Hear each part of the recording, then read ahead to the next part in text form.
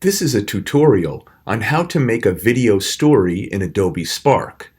After you have logged in, click the plus button to create your project.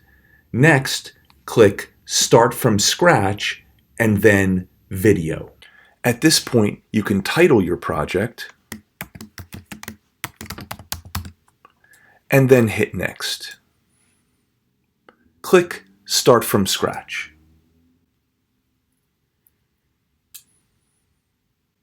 You can watch Adobe's video tutorial if you want. Then click OK, I'm ready. The overall concept is that you will be using video that you recorded on your phone to create a story, using these clips plus a narration that you will write and record. After you have downloaded your clips to your computer, the first thing you'll want to do is pick a theme. This will define the fonts, the colors, and the style of the transitions between your slides. You can also choose the layout for each individual slide. Full screen for video or photos that fill the canvas. Split screen, which allows you to divide the canvas in two. Caption allows you to describe the video with text you are displaying. And finally, title and text. This option puts large text over your video. This is a good option for the opening or closing of your story. Now let's learn how to bring your clips into Adobe Spark Video. This method will work for movies or still images. After you have chosen a theme and a layout for your first slide, click the plus button in the upper left-hand corner and click Video. This will take you to a browser window on your computer where you can choose the clip for your first slide.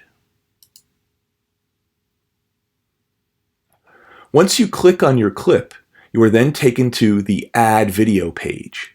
This is where you will choose the best part of your clip. The part of the clip that is highlighted between the two circles is what will end up in your slide. Move the whole selection by clicking in the middle of the selection and dragging it, or choose an in point and an out point by clicking on the circles. These numbers indicate that I have selected 6 seconds out of a 21-second clip. When you're ready, click Save. Try to keep the length of each clip no more than 10 seconds. Now it's time to record your narration or voiceover. Simply click on the microphone icon and speak into your computer. This is the narration for the first clip. Notice that the numbers are increasing until the clip ends. If you mess up, you can re-record by clicking and holding the microphone icon again. Try to fit your voiceover within the total time of the clip. If your narration is longer than the clip, it will freeze. Note that each slide contains a video or photo and your narration. This is the narration for the first clip. Notice that the numbers are increasing until the clip ends.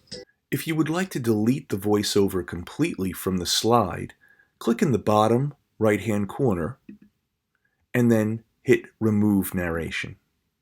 To create a second slide, click the plus button. Then choose the layout.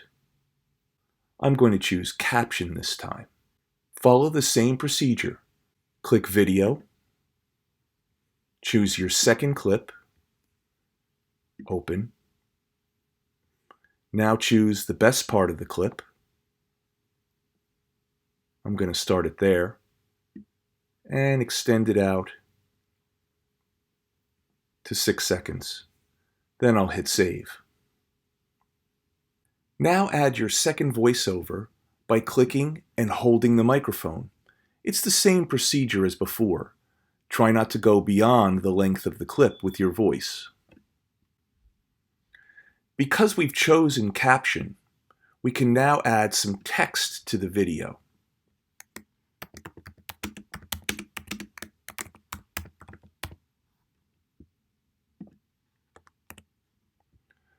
I can then click on the caption and move it anywhere on the screen.